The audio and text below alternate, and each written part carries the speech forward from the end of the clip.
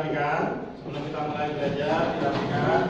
Tidak ada barang di atas meja, tapi alat pelajaran, buku PAI, kemudian laptop. Kita hanya menggunakan satu laptop aja ya, yang lainnya silakan disimpan agar tempatnya tidak penuh. Kita akan diskusi tentang materi yang kita pelajari ini. Ya. Jadi tolong dirapikan mejanya. Kalau ada sampah ditolong itu apa benar? Saya diambil apa ya?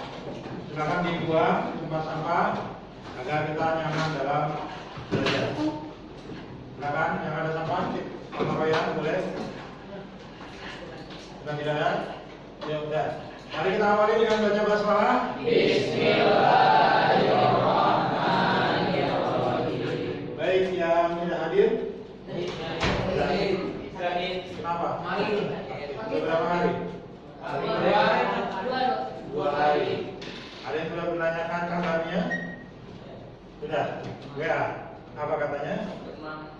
Demam radang ya Allah. Sapa Allah ya. Semoga Allah beri kesembuhan kepada Zahid.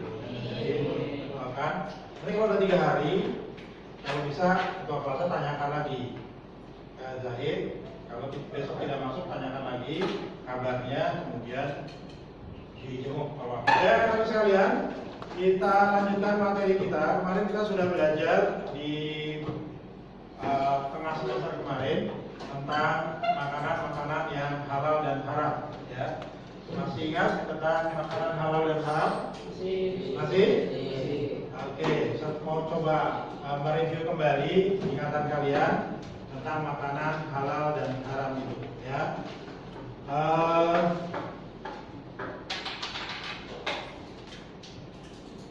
Lido. Ya. Makanan haram contohnya apa dong? Babi, anjing, makanan ya? Makanan. Darah.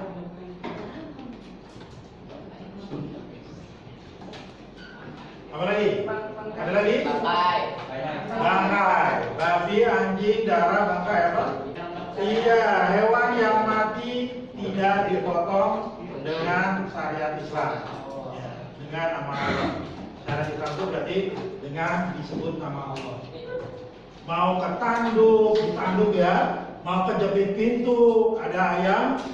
Mau masuk ke ruangan, angin kencang, pintu tertutup gitu kan, kejepit dia mati. Ya sudah. Haram itu. Karena udah jadi bangkai.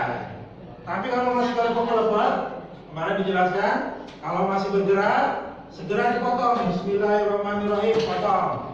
Berarti sudah halal, ya kan? Sudah halal karena sudah tidak jadi bangkai. Ya. Jadi apa tadi kesimpulannya yang haram? Babi, makanan haram, babi, anjing, darah, bangkai. Ya, berarti bangkai hewan yang disembelih, walaupun bukan bangkai hewan yang disembelih tanpa menyebut nama Allah. Oke ya, itu berarti hewan yang disembelih bukan untuk nama Allah.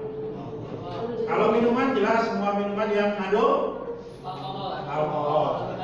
Oke, baik. Hari ini kita akan bahas tentang integritas.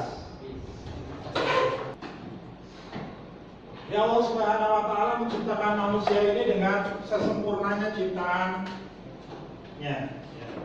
Allah menciptakan kita makhluk manusia ini sempurna ciptaannya. Sebagaimana yang tersebut di dalam surat apa? Masih ingat? Al-Anbiya. Boleh. Ati. Ayo, apa? Ini ayatnya. Ayo, ayatnya apa?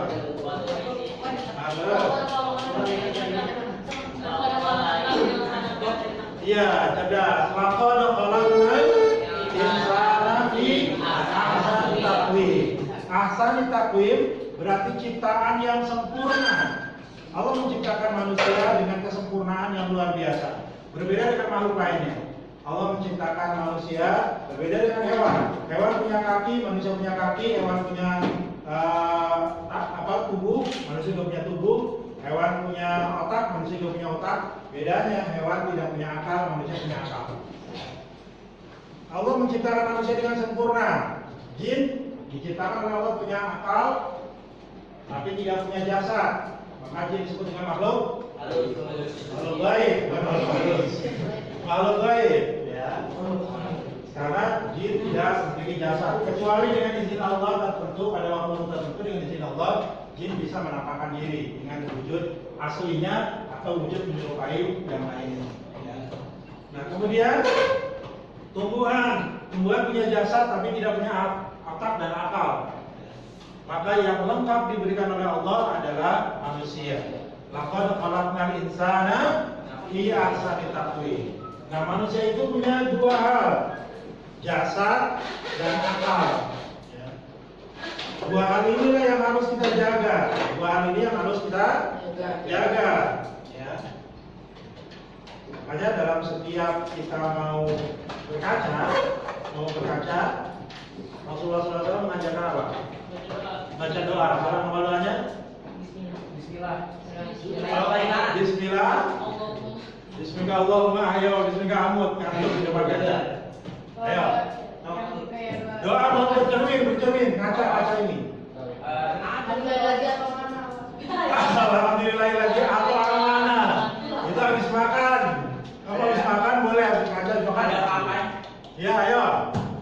Masya Allah, kelas 8 ini, kelas 8 ini. Allahumma inni as'aluka ilman nafi'an wa rizqan thayyiban wa amalan mutaqabbalan. Ayo, doa bercermin, ayo. Ini kalau masalah pelajaran SD.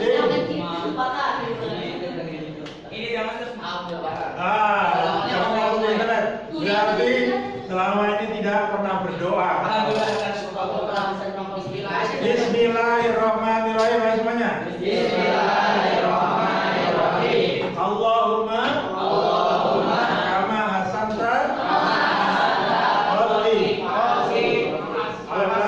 Allahumma kama hasanta khalqi. Fahasin khuluqi.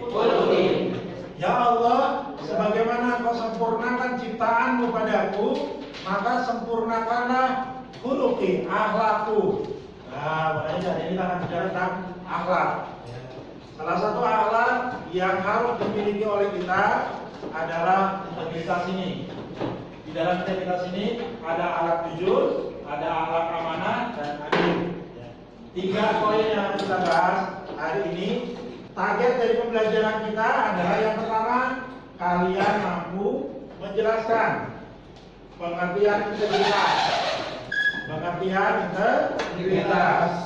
Kalian mampu menjelaskan amanah.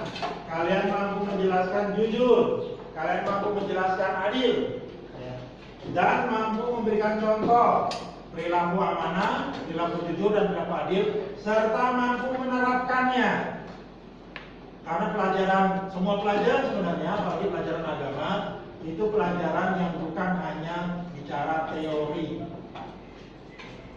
Berapa nilai agama kamu di rapor? 100, kamu 95, kamu 90. Tapi perilakunya sehari-harinya jelek, percuma. Karena pelajaran PAI itu bukan hanya pelajaran teori, tapi pelajaran praktek yang dipraktekkan. Apalagi kita bicara tentang amanah dan jujur. Amanah jujur ini adalah sifat yang dimiliki oleh siapa? Rasulullah, manusia mulia. Ya, yang dimiliki oleh manusia. Manusia mulia Rasulullah ini memiliki berapa sifat? 4 atau 5? 4 atau 5? Bukan mana? Sidik kabeh. Pelajaran SD. Sidik, kabeh, amanah. Kita akan belajar 2 ini. Kita review kembali di kelas 8 ini tentang amanah dan jujur dan amanah. Kenapa? Karena ini bagian dari integritas. Apa itu integritas? Nanti kita akan bahas. Oke, berikutnya kita belajar tentang integritas, sifat jujur dan amanah ini agar kalian atau kita semua dapat menemukan hikmah Hikmah dari sikap amanah itu. Apa sih manfaatnya kita bersikap amanah? Apa sih manfaatnya kita bersikap jujur? Apa sih manfaatnya kita punya integritas? Nah, ini kita akan bahas tentang hikmahnya itu. Kemudian dari pembelajaran ini kalian yakin, kita yakin, semakin yakin ya, bahwa amalan-amalan kita itu akan dimintakan pertanggungjawabannya di hadapan Allah Subhanahu Wa Taala. Apa yang kita lakukan akan dimintakan pertanggungjawabannya di hadapan Allah Subhanahu Wa Taala. Sama seperti Ustaz Nur ngajar akan dimintakan pertanggungjawabannya di hadapan Allah. Tapi sebelum di hadapan Allah, di hadapan kepala sekolah diminta pertanggungjawabannya. Apa bentuknya? Nilai anak-anak gimana nih? Angkanya berapa? Skornya berapa? Terus perilaku anak-anak gimana nih? Ini pertanggungjawaban. Nah sama, kalian atau kita semua juga begitu. Di hadapan Allah nanti akan ditanya, apa yang sudah kita lakukan selama di dunia, apa yang sudah kita kerjakan selama di dunia, bagaimana kita mengerjakannya, untuk apa kita mengerjakan. Ya, jadi hikmah itu. Yang ketiga, setelah belajar tentang integritas, jujur dan amanah ini, kalian akan diminta tagihan membuat poster di akhir nanti, di akhir pembelajaran untuk praktek semester 1. Poster dan seperti biasa hafalan hadis. Kita akan kita tagihan hafalan hadis dan poster. Oke ya? Paham sampai di sini? Ada pertanyaan dulu? Yang nggak ngantuk, seperti tidak ngantuk? Nah ini lawan ini, jam-jam yang ngantuk ini. Ya, satu ya. Posternya bagus pertanyaannya. Ustaz minta poster digital. Kalian boleh lihat contoh di Google, searching di Google, poster tentang jujur, poster tentang amanah, poster tentang integritas. Kalian boleh lihat, tapi nggak boleh di Kompas, boleh di ATM. Apa ATM? Di modifikasi. Alat tanpa mesin. Amati, tiru, modifikasi. Jadi dilihat, terus ditiru boleh, tapi dimodifikasi. Misalnya yang tadinya melengkung, kalian buat lurus. Yang tadinya ada begini, seperti gelombang 3, kalian buat gelombang 4, silakan. Yang penting tidak kopas. Kalau kopas itu plagiat. Plagiat itu peniru, dan itu jadi satu. Kalau orangnya tidak suka ya dosa. Kalau plagiat itu. Baik, ini tagihannya poster dan seperti biasa hafalan hadis. Lanjut, kita masuk materi tentang integritas. Apa itu integritas? Integritas adalah mutu, sifat atau keadaan seseorang dalam satu kesatuan utuh sehingga memiliki potensi dan kemampuan yang memancarkan kewibawaan. Ribet ya? Ribet kan? Kurang pendek. Ya, dipendekin saja. Yang penting maknanya ada. Misalnya ambil dari Google. Apa sih integritas? Searching di Google atau searching di AI. Searching di situ. Nah, agar lebih mudah menghafalnya, memahaminya, integritas adalah mutu, sifat, keadaan seseorang dan umum, ya, yang memancarkan kewibawaan. Nah, itu aja. Jadi orang itu bisa berwibawa kalau dia punya integritas. Orang punya integritas pasti dia berwibawa. Tapi integritas itu adalah mutu, sifat, keadaan seseorang. Bisa nggak direkayasa? Bisa, dibiasakan. Integritas ini dilatih, dibiasakan. Seperti biasa di sekolah kita membiasakan kalau mau PTS atau PAS, setiap mengerjakan soal, kalian membuat fakta integritas, namanya fakta integritas itu pernyataan integritas kalian. Saya akan mengerjakan soal PTS ini atau PAS ini dengan jujur dan sungguh-sungguh. Udah, itu namanya fakta integritas. Apa itu fakta integritas? Pernyataan integritas kita bahwa kalau saya tidak jujur maka saya tidak punya integritas. Amin. Jadi integritas adalah mutu, kualitas sifat seseorang. Ada pertanyaan tentang integritas? Masalah integritas ini adalah laptop ditutup. Ini salah satu bentuk kita integritas. Karena Ustaz belum memerintahkan untuk membuka laptop. Ya. Karena Ustaz nggak tahu, dari sini Ustaz tidak melihat kan, kalian membuka laptop buka apa nih, gitu kan? Google searching kalau ada ini akan bisa menjawab atau tidak. Karena dalam pembelajaran di kelas ini yang terpenting bukan benar atau tidaknya, tapi otak kita bekerja atau tidak. Oke, ada pertanyaan? Nah, integritas ini memiliki kriteria. Sifat orang yang memiliki integritas atau kriteria orang yang memiliki integritas ada 3. Amanah, jujur, dan adil. 3 ini dalam kesatuan utuh tadi itu. Nggak bisa dipisahkan. Oh, kalau ini jujur tapi nggak adil, oh berarti nggak punya integritas. Radit jujur, adil, tapi nggak amanah, nggak punya integritas. Jadi integritas ini harus ada 3-nya. Harus ada ketiganya. Oke, kita lanjutkan.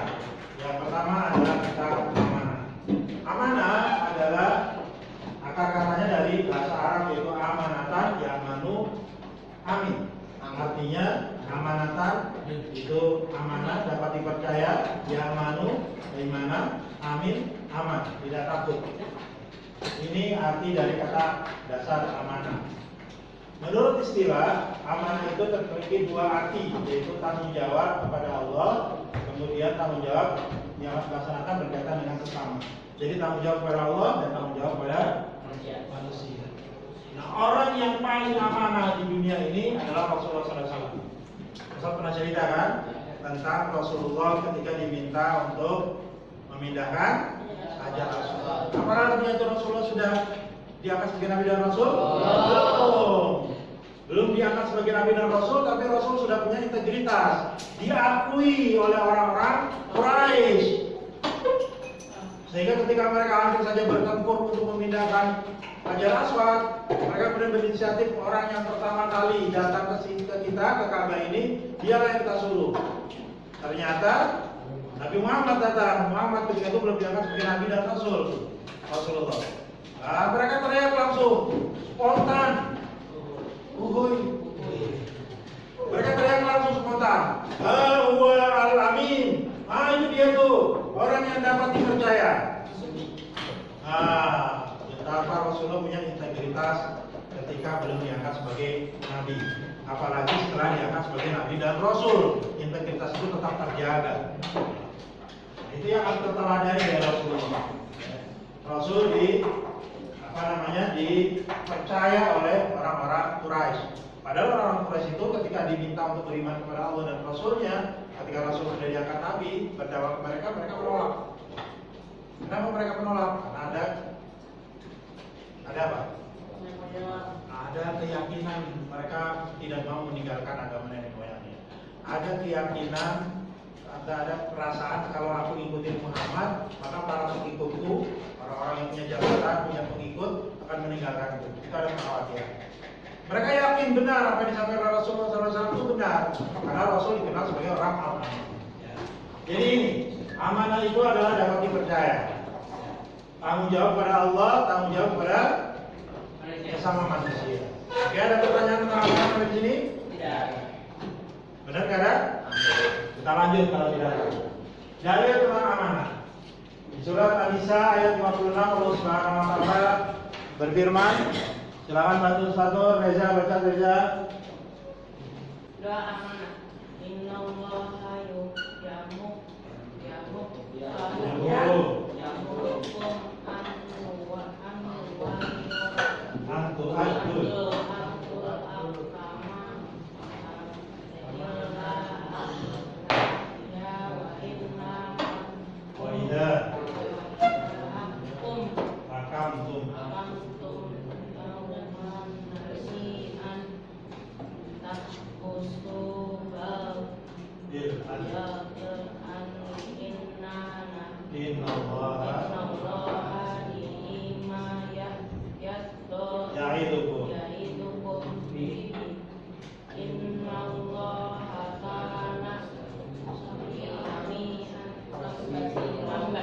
Oke, jazakallah Reza. Terima kasih Reza. Oke, semuanya kita baca bareng-bareng. 1, 2, 3, kamu dulu. 1, 2, 3. A'udzubillahi minasyaitonir rajim. Bismillahirrahmanirrahim. Innallaha ya'murukum an tu'addul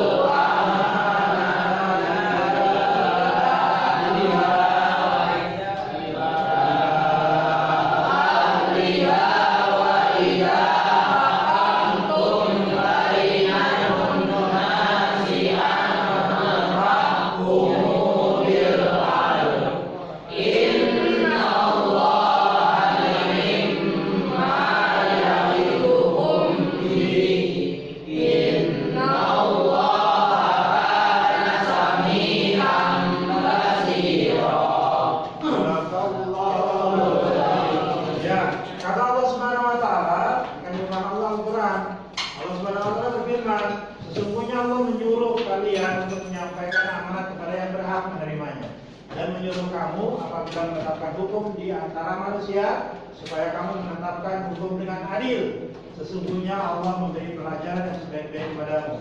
Sesungguhnya Allah adalah Maha mendengar lagi Maha melihat. Jadi di surat An-Nisa ini ayat 58 Allah Subhanahu wa taala berbicara tentang integritas seorang mukmin.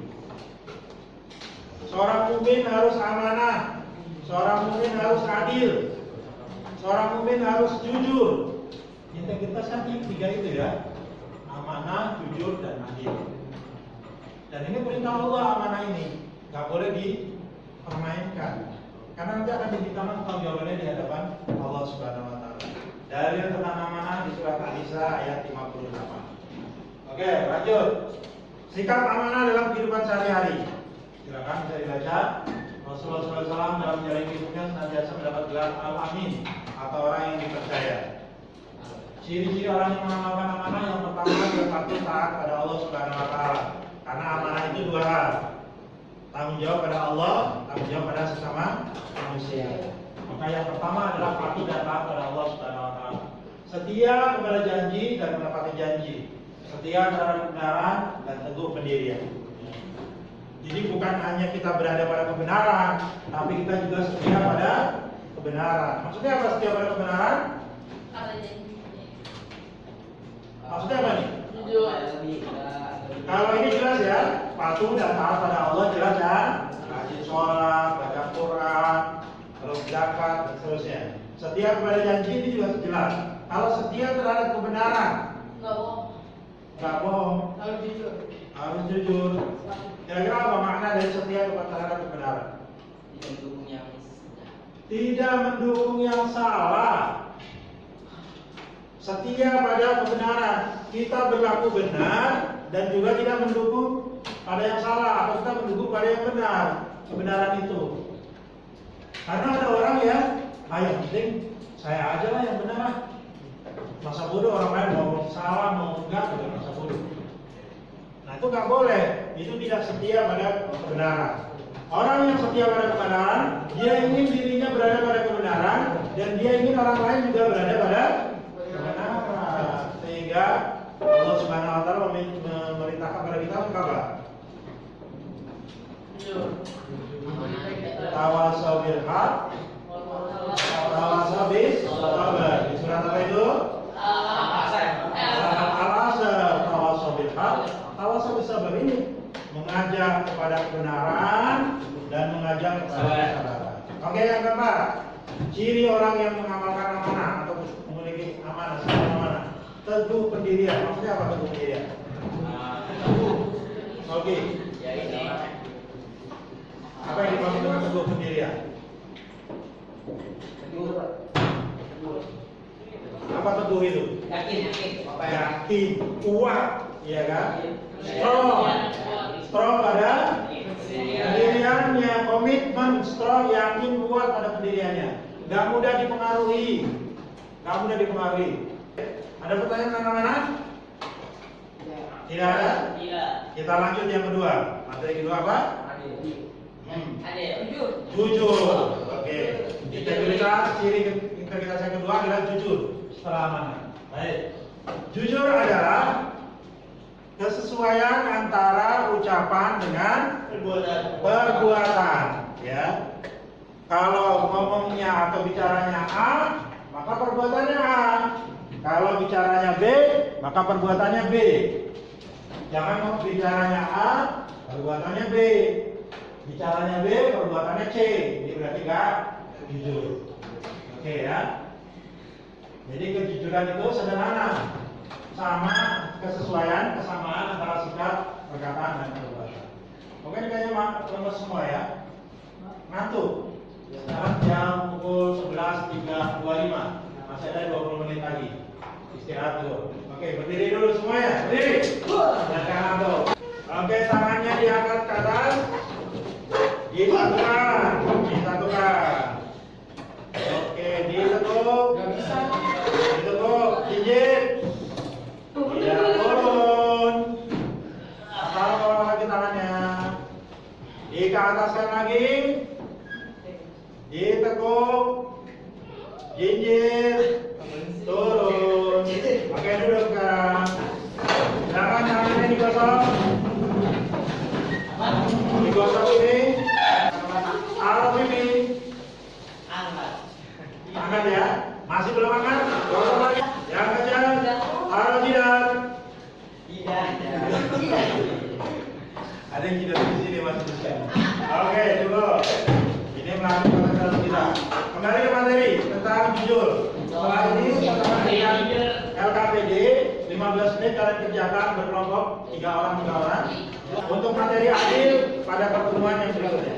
Oke, jujur adalah sikap, kesesuaian sikap dan perbuatan. Sikap dan perbuatan yang sama. Ini jujur. Sikap seorang yang jujur berpijak pada kebenaran, ambil sama dengan mana ya? Terhindar dari indikasi kemunafikan, kepalsuan, rekayasa, basa-basi, kepura-puraan, dan perbuatan manipulatif. Apa itu manipulatif? Manipulasi adalah orang dengan baik atau pencitraan. Oke, baik. Kita lanjutkan dengan sikap jujur. Nilai-nilai kejujuran: patuh kepada Allah, kemudian taat pada perintah Allah, terbuka, lugas, apa adanya, tidak ada rekayasa, amanah dan ikhlas, setia pada kebenaran. Ini nilai-nilai kejujuran. Klasifikasi jujur. Jujur itu ada yang pertama jujur dalam niat, yang kedua jujur dalam perkataan, yang ketiga jujur dalam perbuatan, yang keempat jujur dalam muamalah. Jadi muamalah itu apa? Bukan bang. Muamalah itu saling interaksi selama kita. Itu namanya muamalah. Interaksi sosial. Nah, kalau di IPS interaksi antar ruang. Oke, ada yang bertanya? Kalau tidak ada, silakan buka laptopnya. Kerjakan berkelompok.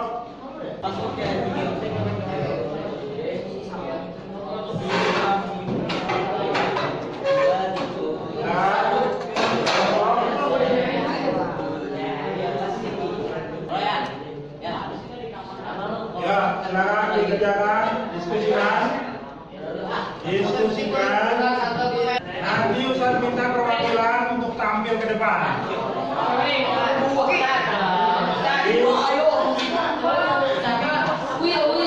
Semuanya harus tahu jawabannya. Yuk, perhatikan.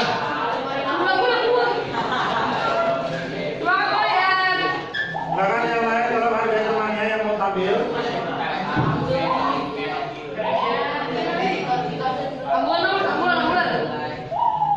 Ya, perhatikan. Sini ya. Oke ya, perhatikan ya. Jadi ini nanti berlaku untuk jalan lainnya. Yang sudah tampil, tidak tampil lagi. Yang belum, siap-siap untuk materi berikutnya. Ini sudah tinggal dibaca saja.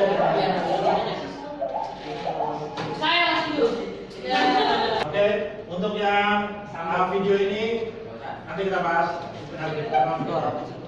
Besok kita bertemu dengan Adil, ya, materi Adil. Kita tutup dengan baca hamdalah. Silakan dirapikan mejanya. Terima kasih atas kerjasamanya. Selamat. Assalamualaikum warahmatullahi